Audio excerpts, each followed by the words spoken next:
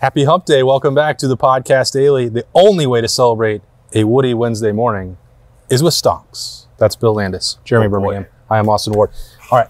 I want to push it because you and I did this last week. We were mainly looking at September, right? Yes. Let's future invest. October surprise, October under the radar, October diamond in the rough stonks.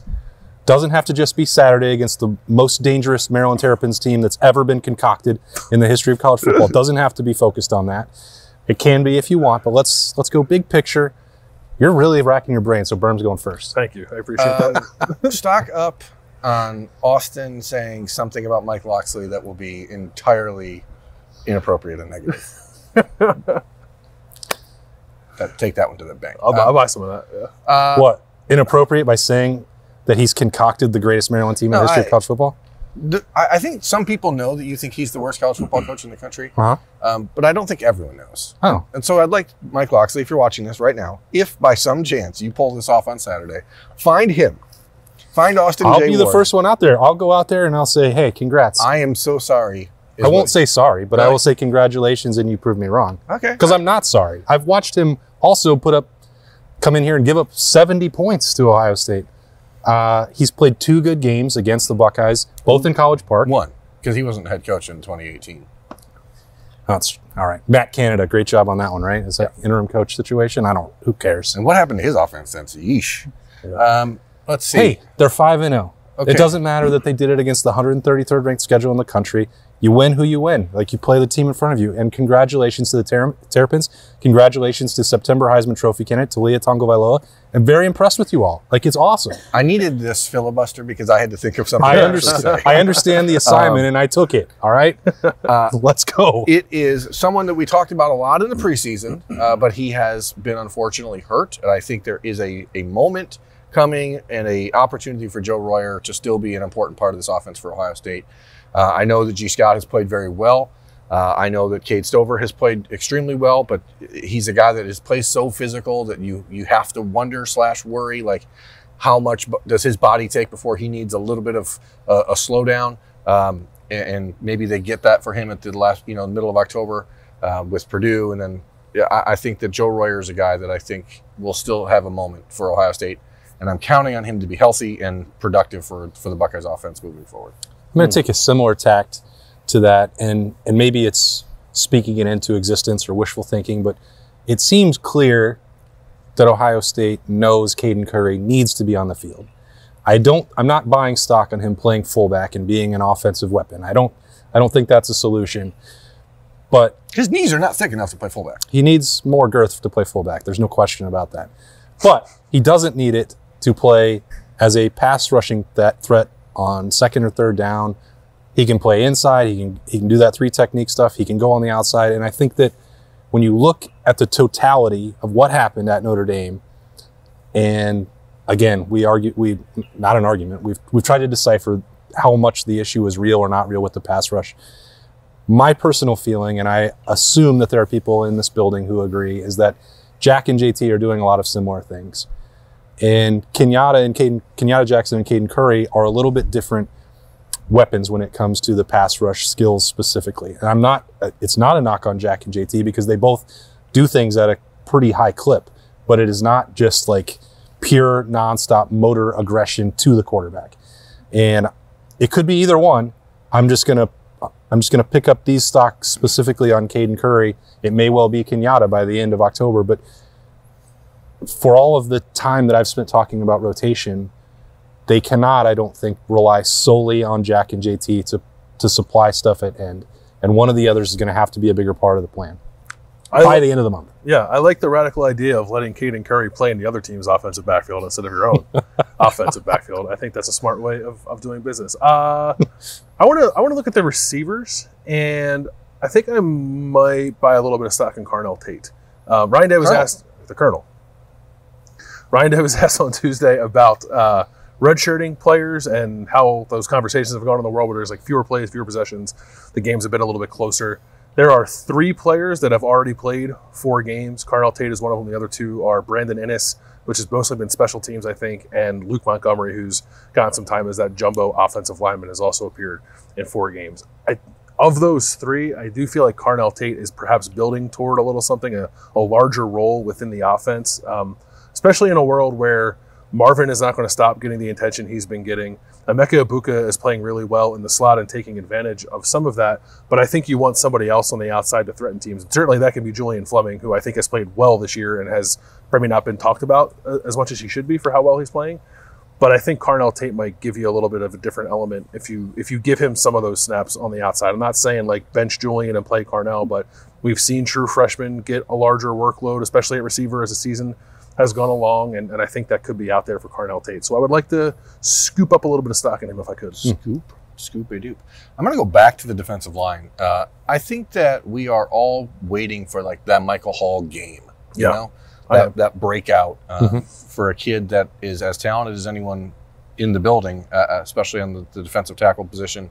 We saw just a glimpse of it a year ago against Notre Dame. He's healthy.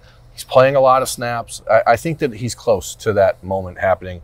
And if I'm going to like really drill down into the future casting world here, I think he's going to have a monstrous game against Penn State. And so if this is an October stock future, it's Michael Hall getting back to what people, now that he's healthy, he's getting into the rhythm of the game and the reps, and I think he's going to make some plays. So Michael Hall is to the moon. Michael Hall to the moon. Because this is a kid who wants to be an NFL draft pick next year, okay? Yep. So if you want that to happen, you're going to need to elevate your game a little bit. It's not a situation where a 6'3", 285-pound guy is just going to show up in next April at Ohio State's Pro Day, and NFL scouts are going to be, ooh, look at that, if he doesn't have something on tape. So it's time to put it on tape. Yeah, that's a good one. It is on tape, but it is from last year, and they'll wonder, well, where's that production? Why did it dip? Time to do it. Yeah, that's a good one. I think this is not new, and I mentioned it in August, and it came to fruition a little bit. The stock is up, and I would still buy more, and that's Chip Trayanum. And the reason that I bring it up, like, we got a number of questions from tech subscribers and at ohiostate.rivals.com. It's like, well, what's going on with Mayan? Like, is he banged up?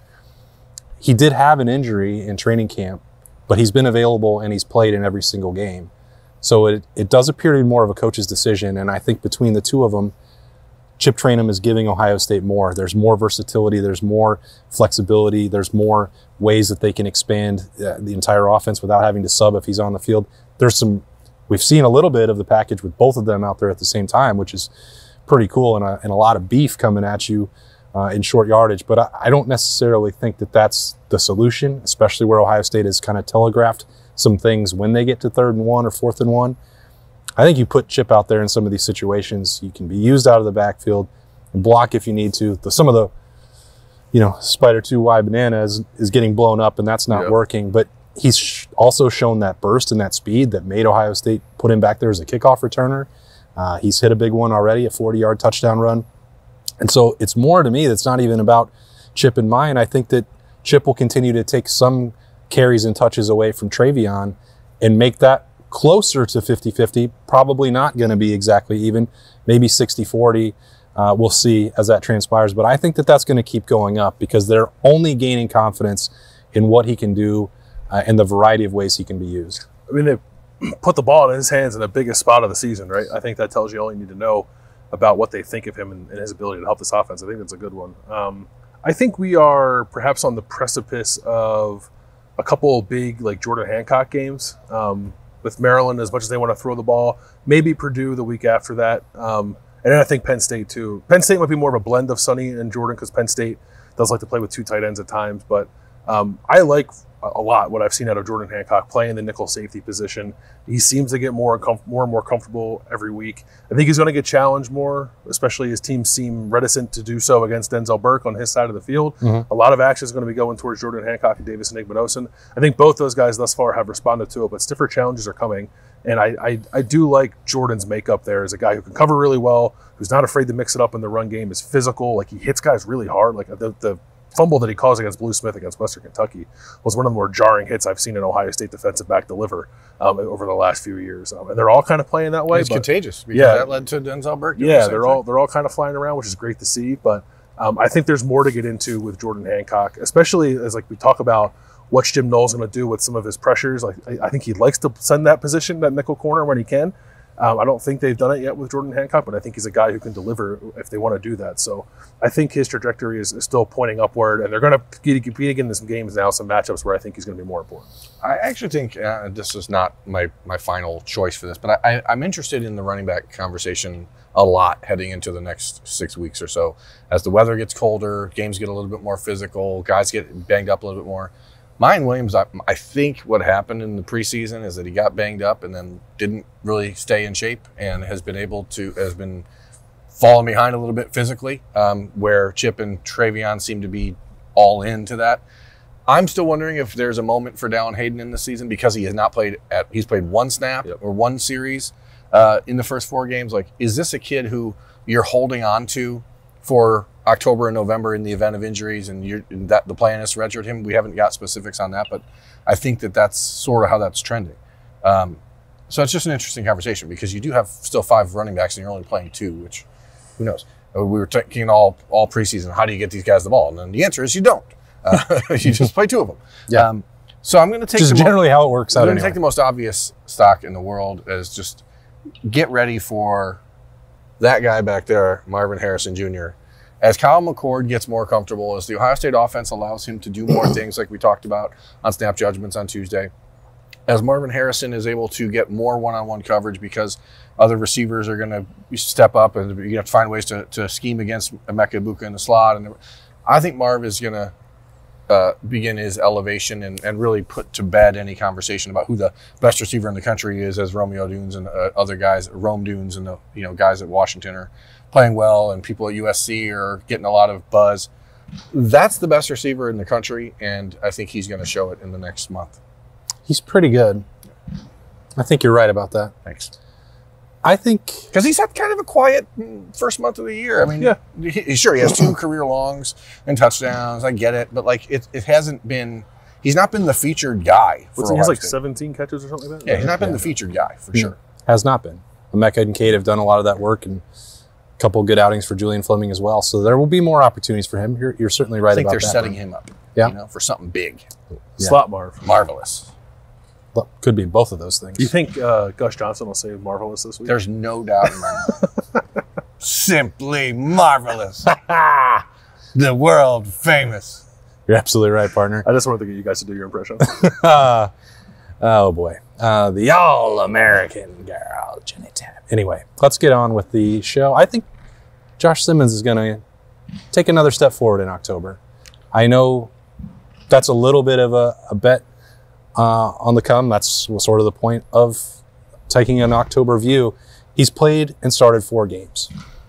Ohio State hasn't thought enough poorly of his performance to well, that's not going to work. Let's get him out of there. I think that they still believe that the ceiling is very high for him. There's been a penalty, I believe. I'll have to double check, but I think he's been penalized in all 4 games. Definitely false start. Last three. And I think he had one against Indiana, a false start that didn't really raise any red flags. He had a hold. Was it a hold? It was a hold. Early in that game. It was a hold. You're right.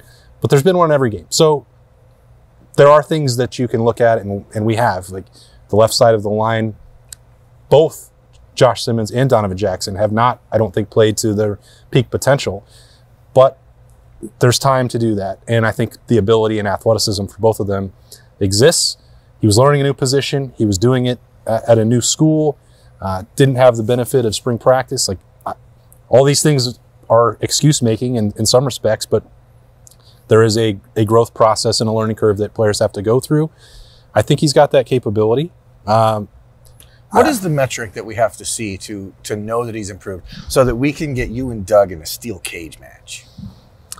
Well, I think once the offense starts operating at a higher efficiency, like some of the stuff that we're blaming on Josh Simmons or Donovan Jackson on the offensive line, I think is more scheme related than inability for the Ohio State offensive line to execute.